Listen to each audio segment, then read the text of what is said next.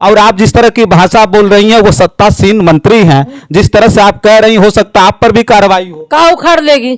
कहाँ उखाड़ लेगी?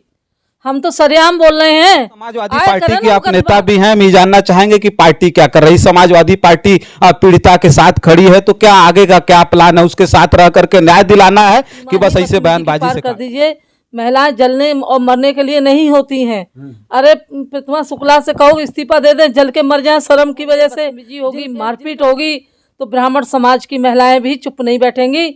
जहां अगर मिल गई और पहचान करा दी तो कानपुर की ब्राह्मण महिला सभा को मैं निर्देशित करती हूँ, राष्ट्रीय अध्यक्ष महिला सभा होने के नाते, कि इनका झोटा पकड़ के इनको जो है पटक के मारे। होगा तो देख लिया जाएगा। हम लोग ना। साथियों नमस्कार, मैं हूं रजनीश और आप देख रहे हैं जन आदर्श भारत। साथियों इस समय हमारी मौजूदगी है उत्तर प्रदेश के कानपुर में, और कानपुर इस समय पूरे देश भर में काफी ज्यादा चर्चा का विषय बना हुआ है।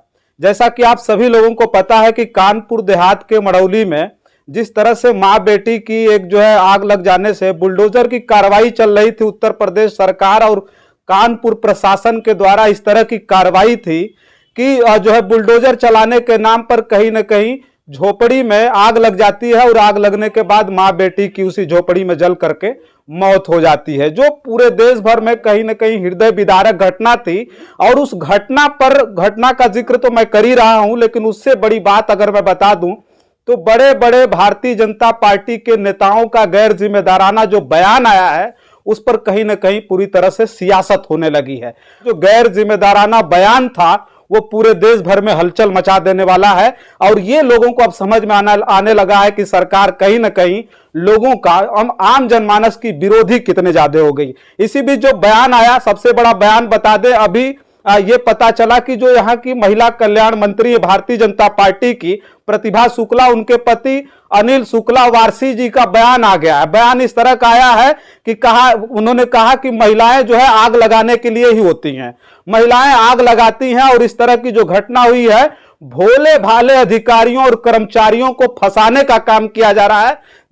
ये जो है जो दोषी हैं, जो आरोपी हैं, उनको मुआवजा दिया जा रहा है। हमारे साथ आज बात करने के लिए, फिर इससे पहले हमने दिखाया था, आज फिर हमारे साथ अखिल भारतीय ब्राह्मण सभा की महिला विंग की अध्यक्ष हमारे साथ हैं वंदना चतुर्वेदी जी, जिनसे बात करेंगे। और बात करके एक बात मैडम जानेंगे कि जिस तरह का गैर जिम्मेदाराना बयान आया है यहाँ की महिला कल्याण मंत्री के पति अनिल शुक्ला वारसी जी का, उस पर क्या कहेंगे आप?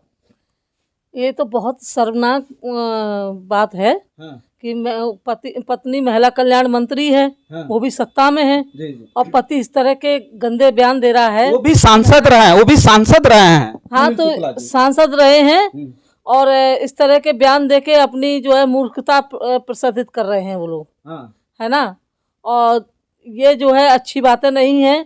आप सत्ता में पहुंच गए तो इतने सत्ता में चूर मत हो जाइए कि सीमा ही बदतमीजी की पार कर दीजिए। महिलाएं जलने और मरने के लिए नहीं होती हैं। अरे प्रतिमा शुक्ला से कहो इस्तीफा दे दें, जल के मर जाएं शर्म की वजह से। जिनका एक मंत्री रहते हुए, महिला कल्याण मंत्री रहते हुए, और उन्हीं के देख रेख में वो 2 बार गई, उसकी सुनी नहीं गई। बकरी और भैंस तक लेके पहुंची। साहब हम लोग कहाँ मवेशी बांधेंगे, हम कहाँ रहेंगे, हमारी पुश्तें यहाँ पर रहती चली आई हैं, साहब हमें खाली करवाया जा रहा है। लेकिन उन्होंने सुनी नहीं और उनको भगा दिया। तो उनको डूब मरना चाहिए महिला कल्याण मंत्री को, प्रतिभा शुक्ला को। अच्छा, प्रतिभा शुक्ला पंडित का बचाव नहीं कर पाई, महिला का बचाव नहीं कर पाई, और उनकी जो है पति इतना गंदा बयान दे रहे हैं, तो ऐसे लोगों को तो जो है सत्ता से बाहर ही रहना चाहिए। अच्छा, आप समाजवादी पार्टी की जो है नेता भी हैं और जो है महिला विंग की ब्राह्मण सभा की अध्यक्षा भी हैं। यहाँ से एक बात हम ये जानना चाहेंगे कि वो समाजवादी पार्टी में भी रहे, बीएसपी के सांसद रहे, इसमें भारतीय जनता पार्टी में उनकी पत्नी जो है मंत्री हैं। एक और वीडियो वायरल हो रहा है जो उनके साथ रहने वाली कृष्णा गौतम का, जो मैं ब्राह्मण हूं महासभा के जो अध्यक्ष हैं, वो उनके ऊपर चप्पल से प्रहार किया जाता है। उनकी जो साथ रहने वाली कृष्णा गौतम है, भारतीय जनता पार्टी से वो जिला पंचायत की सदस्य भी हैं। भद्दी भद्दी गालियां दी जाती है ब्राह्मण समाज के नाम पर, मतलब ब्राह्मण समाज बोल करके गंदी गंदी गालियां दी जाती हैं। एक अधिवक्ता पर चप्पल से प्रहार किया जाता है। अब जो है इस तरह की घटनाएं हो रही हैं, उस पर क्या कहेंगी? कितना रोष है ब्राह्मण समाज में और आप वो किस तरह से देख रही हैं?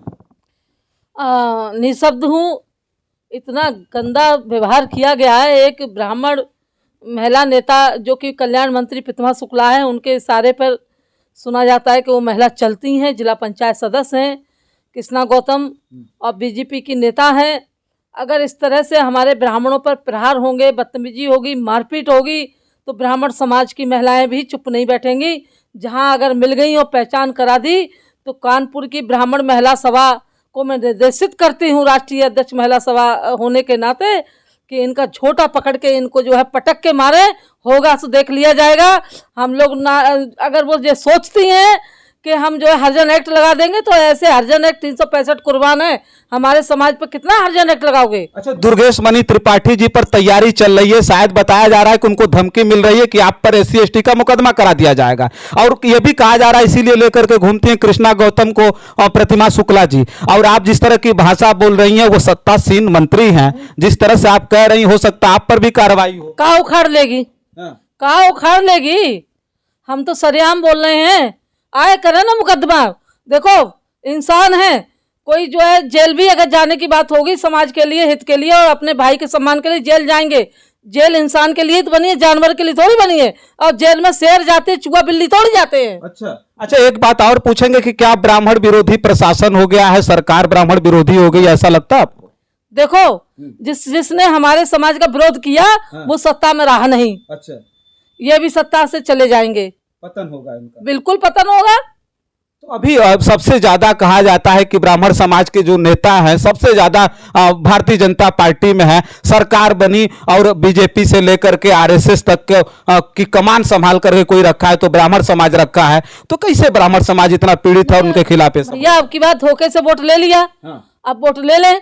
अब एक एक घर से, ऐसा तो थोड़ा ही है कि हर जिले में एक एक घर में जो है हर आदमी पीड़ित है ब्राह्मण का, और अगर हमारा जो है वोट जो है इकट्ठा हो गया तो इनको मुंह की खानी पड़ेगी, इनकी जमानत जब्त करा देंगे।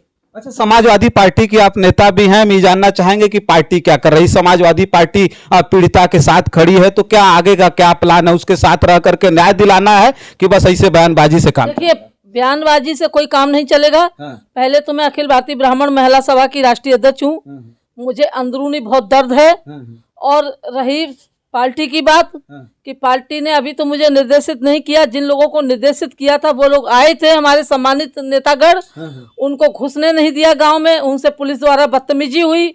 और मैंने अपने प्रदेश अध्यक्ष जी को बता दिया, नरेश उत्तम पटेल साहब को, कल ही, कि मैं जा रही हूँ मंडौली गांव, अध्यक्ष जी आपकी संज्ञान में डाल के, क्योंकि मैं एक पार्टी की कार्यकर्ता भी हूँ और पार्टी की कार्यकर्ता होने के नाते मेरा धर्म भी था बताने का।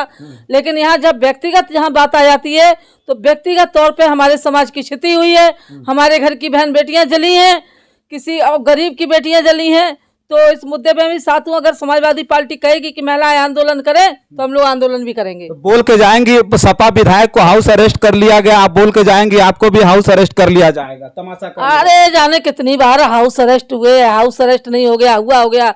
हाउस अरेस्ट कर रहे हैं, करने दो ना, कौन फर्क पड़ता है। लग रहा है कि ब्राह्मण समाज की जो आवाज है उसको दबाने का प्रयास किया जा रहा है। प्रयास करते रहते हैं लोग, प्रयास तो चलते रहते हैं, दबना नहीं चाहिए। आवाज दबाने का प्रयास किया जा रहा है इस सरकार में। तो दबाओगे, कहाँ तक दबाओगे, कोई ना कोई तो मुखर होगा ही ना। अब हमको दबा लें, हम तो चले आए सरेआम। चलिए, अखिल